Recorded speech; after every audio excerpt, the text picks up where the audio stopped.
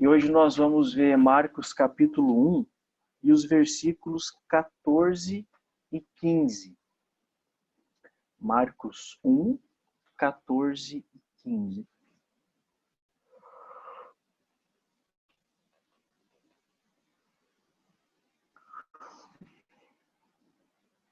Marcos 14 e 15 diz assim: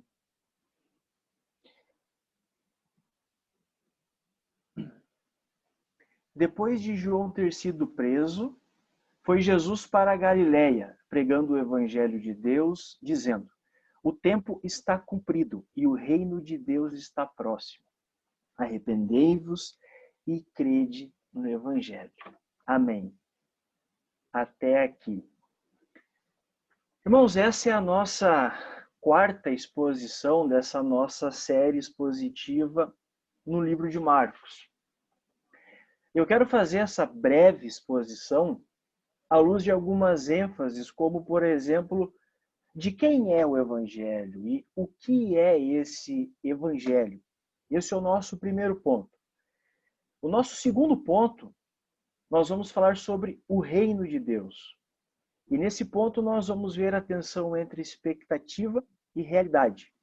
E o nosso terceiro e último ponto, nós vamos entender qual é a porta de entrada para o reino de Deus. Sim, o reino de Deus possui uma porta. E que porta é essa? Vamos trabalhar no nosso terceiro ponto. E por fim nós vamos ver algumas aplicações sobre o que tudo isso tem a ver com nós hoje, 2000 anos depois. Antes de entrarmos na nossa exposição, eu quero só recapitular algumas coisas que já foram tratadas nas exposições anteriores, mas que vão nos ajudar a compreender melhor o texto que nós vamos expor nessa noite. Então, nós já vimos um pouco sobre a história de Marcos e o Jesus que Marcos apresenta aqui no seu evangelho. Os irmãos lembram? Marcos, ele nos traz um Jesus que está sempre em movimento, e Jesus fez isso, e Jesus fez aquilo. Tudo é muito rápido, tudo é muito dinâmico aqui em Marcos. Depois nós encontramos a legitimidade do evangelho, no sentido de que não é algo novo, mas é algo que já havia sido profetizado pelos profetas. Então não estamos lidando com uma novidade ou com uma decisão que Cristo tomou em meio à história, mas se trata do cumprimento de algo já profetizado, do cumprimento de Cristo vindo redimir o seu povo, sendo esse o plano eterno de Deus antes mesmo da fundação do mundo. Depois nós encontramos o batismo e a tentação de Jesus, e a próxima narrativa é esse texto de Marcos que nós lemos. E se nós lermos essas passagens de forma rápida e superficial, parece que tudo acontece muito rápido, parece que os eventos são todos muito próximos uns dos outros, mas é muito provável que entre o versículo 13 e o 14 há um espaço de 1 ano, aproximadamente. Mas por que nós temos essa impressão de tudo ser muito próximo aqui em Marcos? Nós vimos isso lá na nossa primeira exposição. Lembram? Marcos ele escreve de Roma para os cristãos de Roma, que estão muito mais interessados em ouvir os grandes feitos, as grandes conquistas, e não longos discursos. E é por isso que Marcos ele vai dar uma ênfase muito maior nos feitos de Jesus, e por essa perspectiva dos feitos de Jesus, Marcos ele prova que o Cristo que morre em fraqueza é o verdadeiro Filho de Deus, que aquele Cristo crucificado em fraqueza, humilhado, ele é não mais um criminoso, mas ele é o poderoso Filho de Deus. Então esse é o nosso pano de fundo até nós chegarmos no versículo 14, que é o primeiro versículo da nossa exposição, que diz assim: Depois de João ter sido preso, foi Jesus para a Galiléia. E aqui é muito importante nós entendermos uma coisa.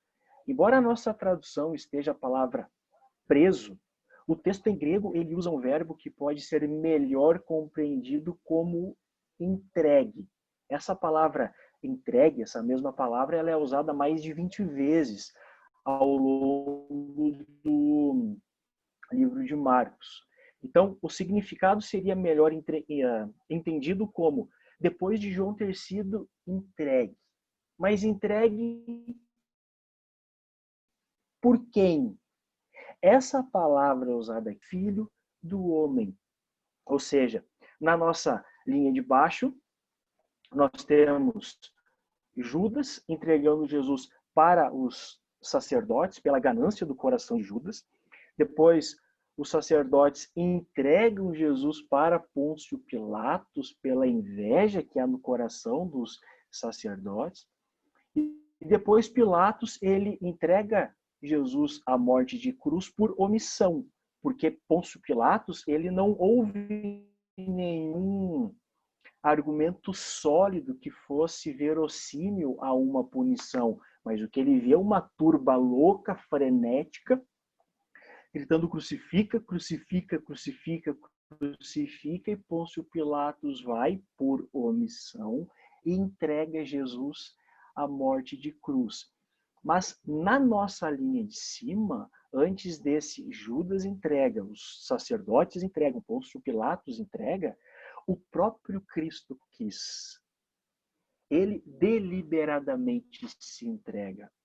Ele deliberadamente vai à cruz. Então, nessa nossa linha de cima, é a vontade de Deus acontecendo. E essa mesma ideia serve para João Batista. A sua prisão e posteriormente a sua morte, que vai ser um pouco mais detalhada em Marcos no capítulo 6, não é um acidente de percurso, mas da própria vontade de Deus,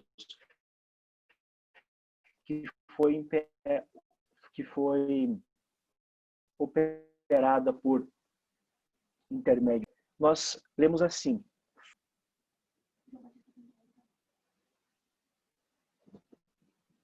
Travou?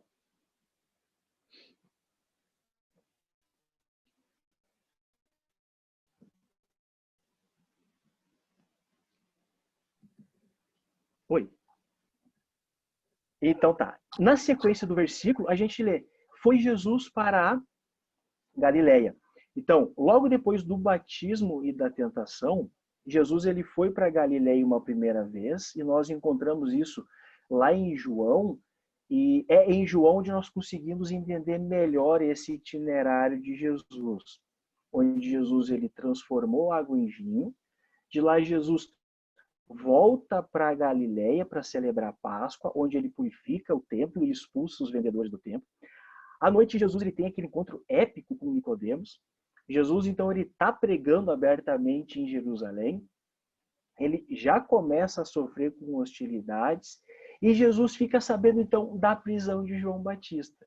Jesus sai de Jerusalém, vai lá para Galiléia. No caminho, Jesus passa por Samaria. Ele conversa lá com a mulher samaritana. E depois, Jesus chega, então, na Galiléia.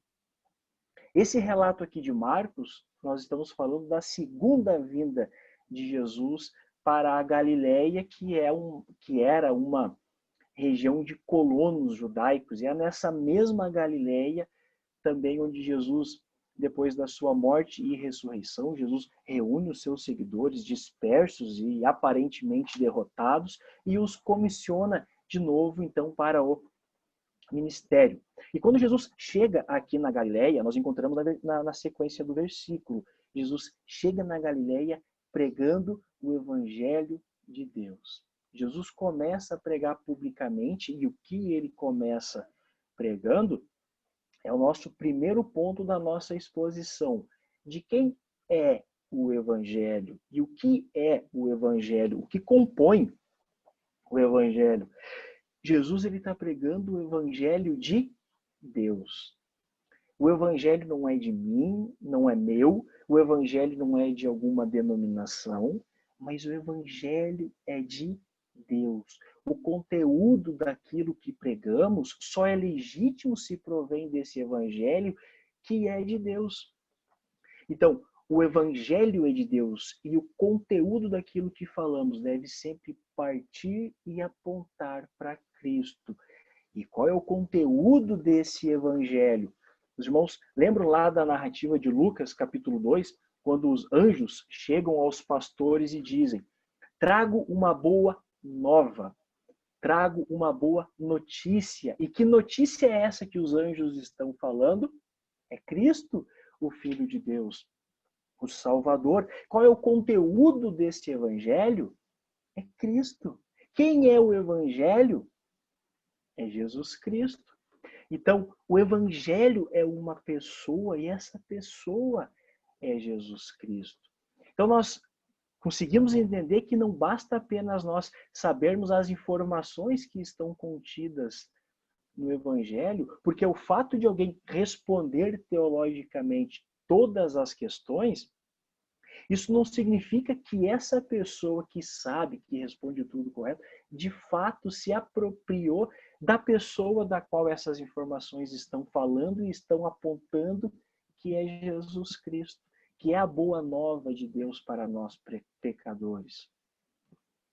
Jesus Cristo, o Cristo ressurreto, o qual se entregou pelos nossos pecados para nos libertar desse mundo perverso e nos regenerar para uma viva esperança, segundo não a nossa, mas a vontade de Deus e para o louvor da sua glória.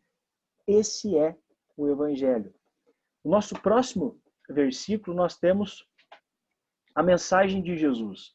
O que é que Jesus pregava quando ele chega na Galileia? O que Jesus pregava? Versículo 15.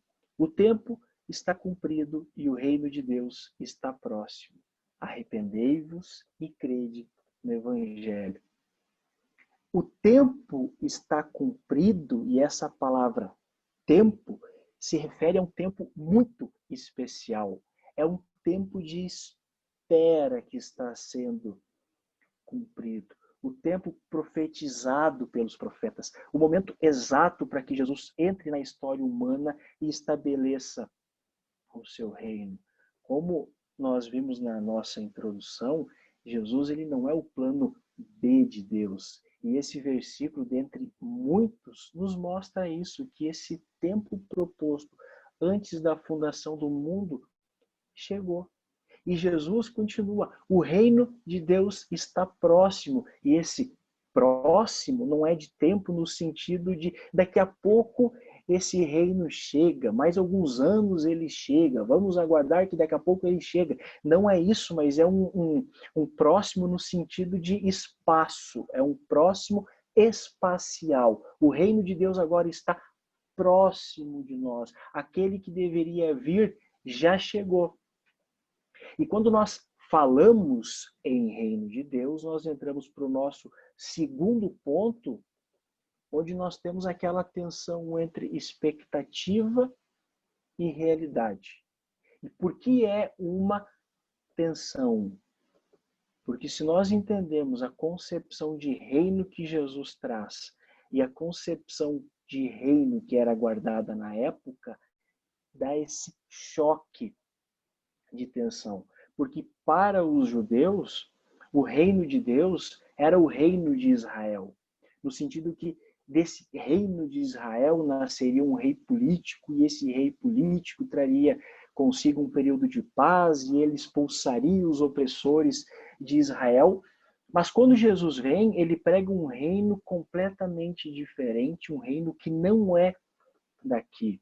Jesus chega falando de um reino que não é um reinado político, não um reinado militar, mas ele está falando de um reinado soberano de Deus sobre os nossos corações.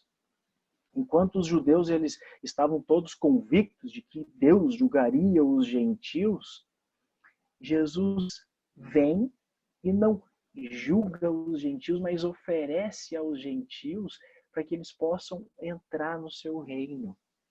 Enquanto os judeus acreditavam que o rei viria uma única vez, se assentaria no trono de Davi, e dali Israel se tornaria grande potência mundial e as demais nações pagariam tributos a Israel e não mais a Roma, seria dessa forma que eles enxergavam o reino de Deus sendo estabelecido.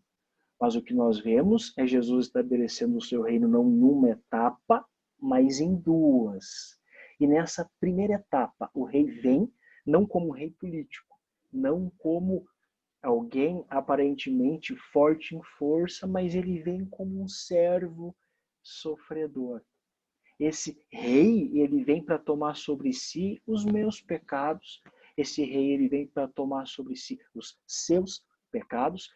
Esse rei, ele vem para morrer numa cruz e nos reconciliar com ele. O reino de Deus é espiritual. O rei que entra montado num jumento em Jerusalém não é para assumir o trono de Davi, mas ele entra para morrer numa cruz por mim, por vocês, por todos nós. Então nós temos esse choque de expectativa e realidade. Os judeus aguardando o rei que entrasse pelas portas de Jerusalém numa carruagem toda pomposa, Jesus entra pelas portas não numa carruagem pomposa, mas ele entra montado num jumentinho.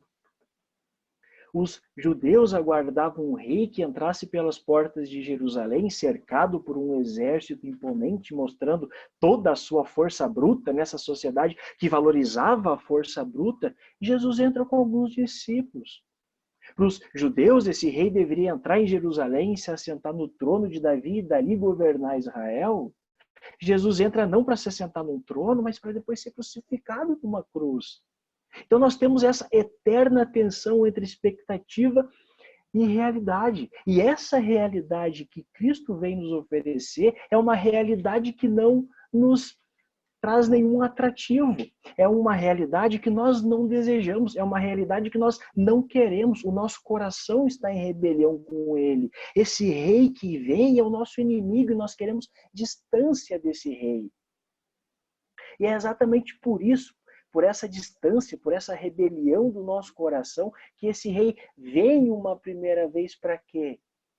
Para nos reconciliar com ele, para nos estender o perdão, para morrer pelos nossos pecados. É por isso que esse rei ele vem como um servo para morrer na cruz, para que esse reino que outrora estava com as portas fechadas possa ter a sua porta aberta e pela graça de Cristo na cruz do Calvário nós pudéssemos ter acesso a esse reino. Cristo vem para nos redimir. Ele vem para redimir toda a raça humana. Mas esse rei, assim como prometido, veio uma vez. E ele mesmo nos assegurou que viria uma próxima vez. E dessa segunda vez ele vem não como um servo, não para nos redimir, mas nessa segunda vez Cristo vem e vem em glória. Daí sim ele estabelecerá um novo céu e uma nova terra, onde habita a justiça. Mas como nós conseguimos ter acesso a tudo isso? Como nós conseguimos entrar nesse reino que Cristo agora deixa as portas abertas? É o nosso terceiro ponto, que é a porta de entrada para o reino de Deus. E Jesus fala no versículo 15, qual é a porta de entrada desse reino? Não é o que nós temos, não é o quanto nós ganhamos, não é aquilo que nós representamos à sociedade, não é nada disso que nós temos. Mas é o arrependimento daquilo que nós somos. É por isso que Cristo entra na Galileia pregando: arrependei-vos, arrependei-vos, arrependei-vos. Ele não vem amassageando o nosso ego, dizendo continuem assim, o reino de Deus está próximo, continuem por mais algumas jardas, é só mais um pouco. Não, ele vem para nos confrontar e ele diz: arrependei-vos, arrependei-vos. O nosso coração incrédulo, o nosso coração inclinado ao mal, a rebelião do nosso coração. Ele vem trazer isso, arrependei-vos. Essa é a grande ênfase do Evangelho, arrependei-vos. Não só isso, crede no Evangelho. Nós devemos crer que Cristo é o Messias prometido pelos profetas do Antigo Testamento. A porta de entrada para o reino de Deus é e sempre será a mesma. Por isso, Cristo prega, arrependei-vos e crede no Evangelho. Que nós venhamos a nos arrepender das nossas atitudes, desse nosso coração rebelde, inclinado ao mal, e nós também nos curvamos diante desse rei que veio uma vez e em breve ele voltará. Que nós, de fato, nos curvamos e creiamos nas boas novas de Cristo, que os nossos pecados todos foram perdoados pelo nosso Salvador. Essa era a pregação de Jesus Cristo. Essa era a ênfase do ministério de Jesus Cristo. Arrependei-vos e crede que eu sou Deus, e crede que sou eu que tomou sobre si todos os pecados da humanidade. E agora algumas aplicações sobre o que tudo isso tem a ver com nós hoje, 2000 anos depois. O primeiro grande ponto é quando nós entendemos essa macro história, nós entendemos que a mensagem ela é e sempre será única, universal e para todos os tempos. Um outro ponto é que o evangelho ele não é meu, o evangelho não é de uma denominação, mas o evangelho é de Deus. O evangelho parte de Deus e o evangelho aponta para ele. O evangelho é o próprio Cristo.